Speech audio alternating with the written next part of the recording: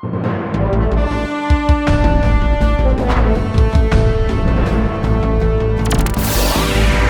and welcome to the best of Hindsight Tonight. I'm Damian Muziani, and here is this week's theme. Enjoy. The Summer of Rage officially kicked off yesterday as hundreds of thousands of Roe v. Wade supporters marched in over 300 protests across the country. The U.S. Supreme Court is expected to strike down the controversial decision, which would leave abortion laws to be governed by individual states. An opinion piece in the New York Times stated that banning abortions is all about men wanting to punish women for enjoying sex. Honestly, I'm scared to death to throw a little cold water on such a hot take, especially one that as a man I have no business trying to poke at with a verbal clothes hanger. But while the concept of men forcing a woman to take her baby to term may have in fact aided the momentum to establish the Roe v. Wade decision to begin with, it might be worthy to note that this case was decided in 1973, 2 years before the government launch of Section 4D of the Social Security Act, which ended up forcing men to submit to paternity testing and garnishing significant portions of their paychecks for child support payments. A game changer. Maybe men did want to punish you for getting pregnant, but they never intended to punish themselves financially for 18 years. Look at these newly labeled fathers on Maury. Pro-choice was the only chance they had. They would have flown their one-time sex partner to Europe for the abortion to keep from going broke. Doing the commander-in-chief limbo, President Joe Biden's approval rating just hit its lowest level yet. According to a poll by 538.com, only 40.7% of Americans currently give Biden a thumbs up on his job. How did we get here? Well, clearly, there are a few things working against the president, including the never-ending COVID situation, soaring inflation rates, mental lapses, record-high gas prices, that Build Back Better bust, having the same DNA as Hunter, lying about the Afghanistan withdrawal, and still being completely ignored whenever Barack Obama shows up.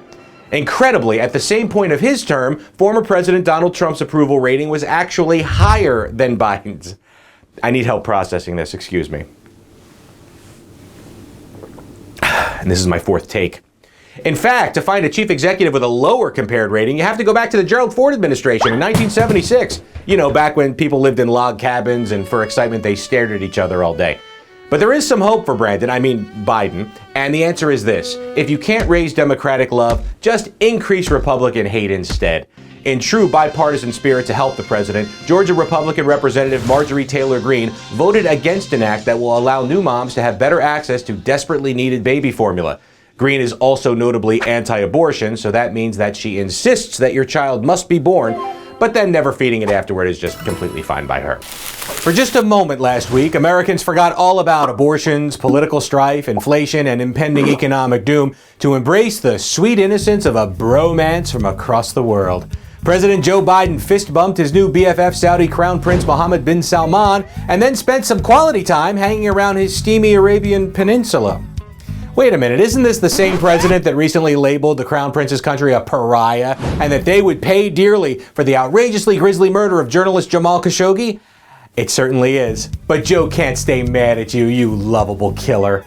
Reminds me of this photo taken with the late Ted Kennedy. Hey, you drowned a woman at Chappaquiddick and then tried to cover it up. But let's be good friends for 40 more years anyway. And why stop there? Hey, OJ, put her there. I wish I knew how to quit you. The search warrant served around the world has been forced open.